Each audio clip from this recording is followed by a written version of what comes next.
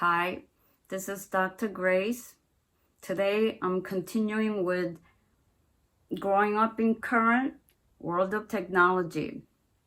In the last video, I talked about how having a device, whether iPad or iPhone, computers, it's all a privilege and it's not an entitlement.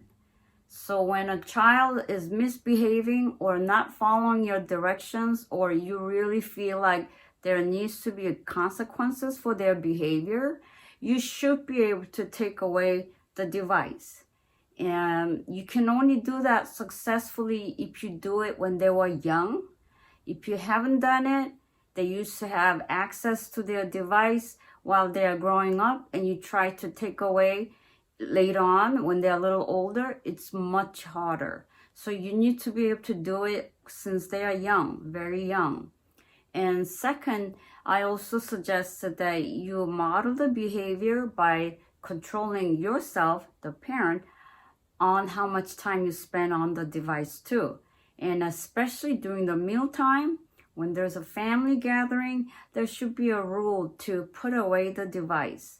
And thirdly, I talked about how you need to have time to discuss the things that you see on device so that it will be an open discussion. You share what you see and discuss whether it was a good or bad and why. And today I want to talk about the things that's out there that as a parent that you may not be aware of. First of all, there's a social media out there that children have access to. As they get older, they'll have more access to more kinds of things, and we have no idea what's out there. And there's a new word called influencers. And there are people out there who have large following. It could be about cooking, it could be about their travel, it could be anything.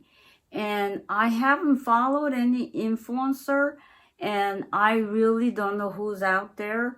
But you can't expect them to be good influencers, and it may be just about cooking. And yet they may talk about other things while they are cooking. So there's their values that are being shared on screen. And you want to know what kind of influencers your children are following. So that's something for you to even think about. And there are games, that's one of the things that's so addictive that's out there. And you need to be aware that there are very violent games out there. Long time ago, when 9/11 happened, and I was a youth pastor, back then a student said when he looked at the Twin Towers falling to ground on the TV screen, it felt like a game. It felt like just a game blocks falling. And I remember being shocked at the effect of these violent games have. In other words, violent games just dull the mind, and it really has an influence on children's mindset, where violence, whether it's real or unreal, they become numb to its negative, powerful effect, and they become more tolerant of violence as a result. And there are lots of games. It might be just a sheer fighting game, and yet there's a lot of sexual content.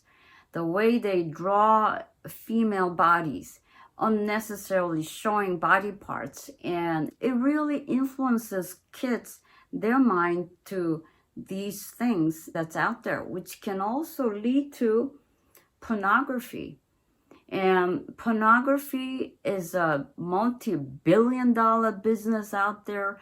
There are people who are greedy for money, who are making films, videos, and who are doing all kinds of evil things, predators. And there are adults too who may be consenting, but there's pornography out there. And when you have privacy of your own room, you have access to these things. Be aware, especially when this child could be usually a teenager, when they're in privacy, when they have private time, they might be addicted to these things too. So be aware of these things that your child may be addicted to, and it really has an influence on your child. So these are the things that I would like you to take as warning. And there is not much you can do to control everything that's going on, but I do have some suggestions. And again, it really will be helpful if you can do it from young age. Limit the time. I can't stress enough limiting the time. They shouldn't have access to device whenever, how long ever they want. You need to really emphasize you cannot play with your device until your homework is done. And even if the homework is not finished, if they have given enough time to do homework, you can give them a little bit of playtime. However, you really, as a parent, need to have control over how long a child should be on their device.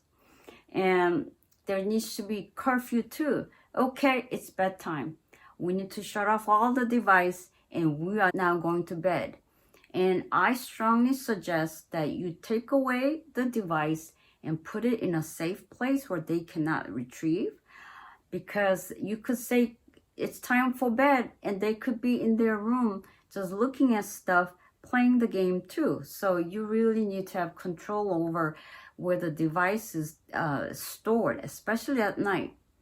And instead of spending so much time on their device, you need to really plan and see if you can help develop some hobbies that will replace the device addiction.